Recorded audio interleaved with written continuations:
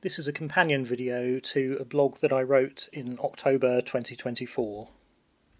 On the 12th of September, the Thirlwell inquiry heard the shocking claim that, it was heavily implied and understood to mean, Lucy Letby had been pulling the breathing tubes from babies while working as a trainee in Liverpool Women's Hospital.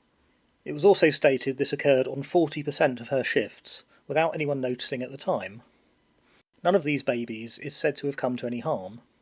"I'm increasingly glad Letby is safely locked up," one of my Twitter follows announced in response. So let's have a look at exactly what was claimed. On the 12th, the claim made to the inquiry was that dislodgement of tubes occurred on 40% of Miss Letby's shifts, but that such displacement is unusual and uncommon. "It generally occurs in less than 1% of shifts," Richard Baker KC said to the inquiry.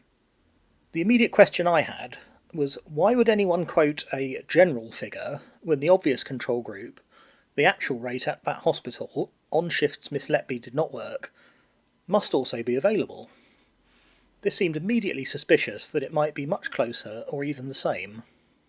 By the 21st of October, the claim for the normal rate had shifted. The BBC reported that the norm per nurse per baby was 1%. This proves that the two figures were given in different units.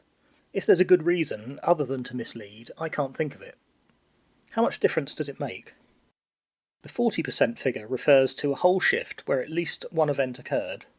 This is easy enough to understand. The 1% figure has been quoted instead as per baby and per nurse.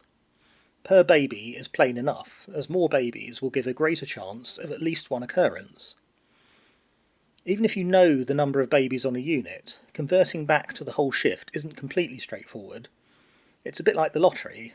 The chances of each ball drawn being one you picked are small, but the chance of getting at least one correct overall is about 56%.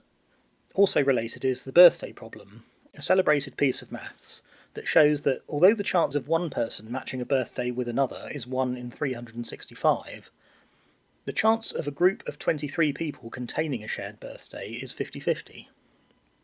Then we have per nurse added in. The chance of a tube dislodgement happening would not directly appear to be affected by the number of nurses working, so it's far from clear what this means.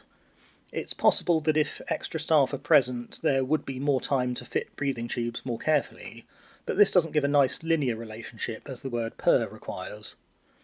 The only way I can understand this sentence is that the true rate for a shift per baby has been meaninglessly further divided by the number of nurses working. This is similar to the operator of the lottery claiming your household of two had cheated by getting at least one number right on 50% of draws, when the general norm is 1% per ball per person.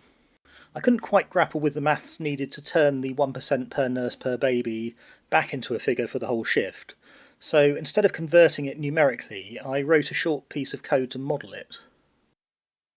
I don't know the exact number of nurses working or the number of babies, but assuming a unit with 7 babies and 7 nurses, this seems a reasonable guess given the number of neonatal rooms in the Liverpool Women's Hospital.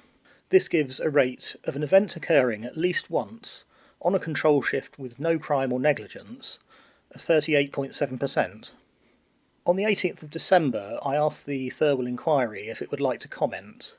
Thirlwell staff member Kieran replied, "As the Chair said at the beginning of the hearings on the 10th of September, opening statements are not evidence. Their purpose is to identify issues which core participants intend to explore in the course of the evidence. It is for the Chair to decide the relevance of any evidence during the hearings and, if relevant, the weight to be given to it. Your observations have been noted. You will appreciate that it would not be appropriate for the inquiry to comment on specific evidential issues as they arise."